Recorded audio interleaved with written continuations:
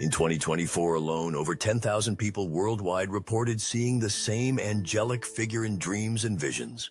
Military leaders, spiritual seekers, and ordinary people all describing identical encounters with a warrior carrying a flaming sword. Coincidence? Or is Archangel Michael, heaven's most powerful commander, preparing humanity for something the authorities don't want you to know? The truth about this mysterious entity extends far beyond Sunday school stories, deep into forbidden texts that reshape everything we thought we knew about divine protection. Most people think of Michael as just another angel, a celestial bodyguard who shows up in Renaissance paintings with flowing robes and gentle eyes. But ancient texts tell a completely different story. In the book of Daniel, Michael isn't described as a messenger. He's called the great prince who stands guard over your people. This isn't a passive guardian. This is a general, a warrior, a protector with power that rivals the forces of darkness themselves. But here's where things get interesting. Michael appears not just in Christian texts, but across nearly every major spiritual tradition in history. The Hebrew name Michael translates to, "who is like God," a question, not a statement. It's as if his very existence challenges us. Who among you can comprehend divine power? In Islamic tradition, Michael controls the forces of nature itself, bringing rain, directing thunder, and commanding the elements. The Quran places him among the highest of all angels, responsible for distributing nourishment to both body and soul. What most religious authorities don't want you to know is that Michael appears in texts purposely removed from many biblical canons. The Book of Enoch, banned from most modern Bibles, describes Michael as the keeper of heavenly secrets and the angel who will bind the fallen angels in chains until Judgment Day. Consider this shocking truth. Michael isn't mentioned in the Bible until the Book of Daniel, written during the Babylonian exile. This timing isn't coincidental. When the Hebrew people encountered Zoroastrian beliefs about cosmic warriors, Michael suddenly emerged as heaven's chief commander. Was this ancient cultural exchange revealing a truth that had been hidden, or was something more profound happening? The evidence suggests Michael transcends religious boundaries because he represents something more fundamental, the personification of divine justice and protection, manifesting across human consciousness throughout time. But the mystery deepens when we examine historical artwork. In medieval European cathedrals, Michael is consistently depicted differently than other angels.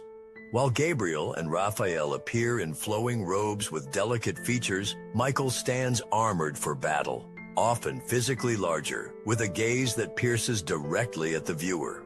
Art historians have noted that Michael's representations share striking similarities with pre-Christian war deities, a connection religious authorities have actively downplayed for centuries. What if Michael isn't just an angel, but a manifestation of divine power that humans have encountered throughout history, interpreting him through their cultural lens? The Vatican archives reportedly contain over 300 accounts of Michael apparitions that remain classified. Why keep these encounters secret if they're just confirming established doctrine? Even more compelling are the patterns in modern sightings. Since 2020, reports of Michael appearances have increased by 400% globally. What mainstream spiritual leaders aren't telling you is that these aren't random. They follow distinct geographical and temporal patterns that align with periods of intense social upheaval. A former intelligence analyst who studied these patterns discovered something incredible.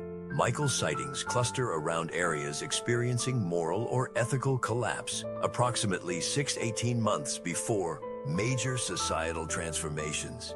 It's as if he's marking territory, drawing spiritual boundaries before divine intervention occurs. In 2023, a previously unknown manuscript was discovered in a monastery near Mount Athos, Greece.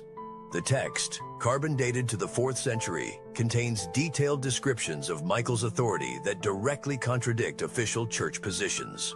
It describes him as the arm of divine justice and the light that penetrates darkness where other angels cannot enter. Perhaps most disturbing to religious authorities is the manuscript's claim that Michael operates with autonomy beyond hierarchical constraints, a direct challenge to organized religion's chain of command. The manuscript remains untranslated publicly, with access restricted to senior religious scholars. This brings us to the unprecedented wave of Michael encounters happening right now in 2025. People from diverse backgrounds report almost identical experiences.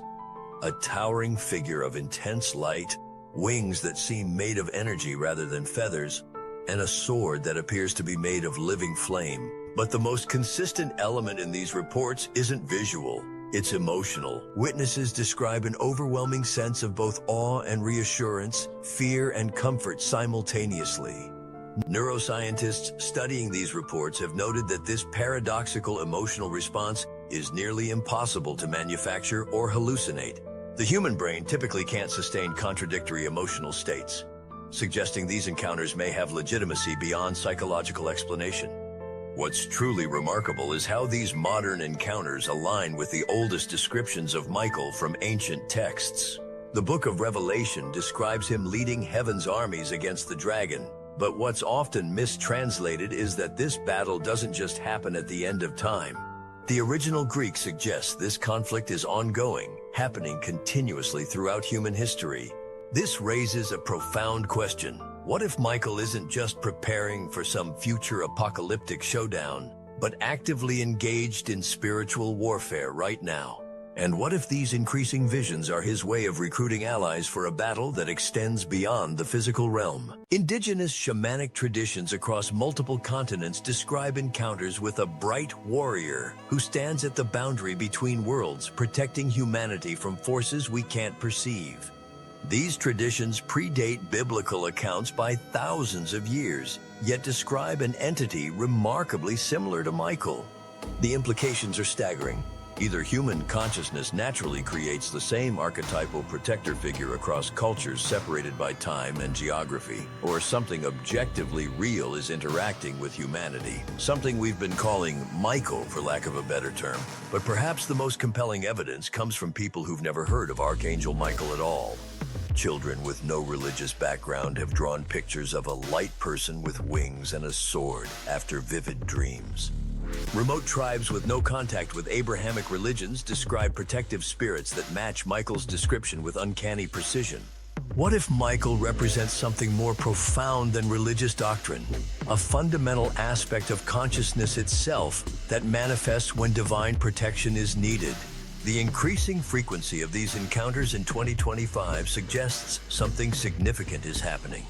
Multiple spiritual traditions prophesied this period as a time of great unveiling, when the barriers between physical and spiritual realms would thin. If Michael truly is appearing more frequently, what is he preparing us for?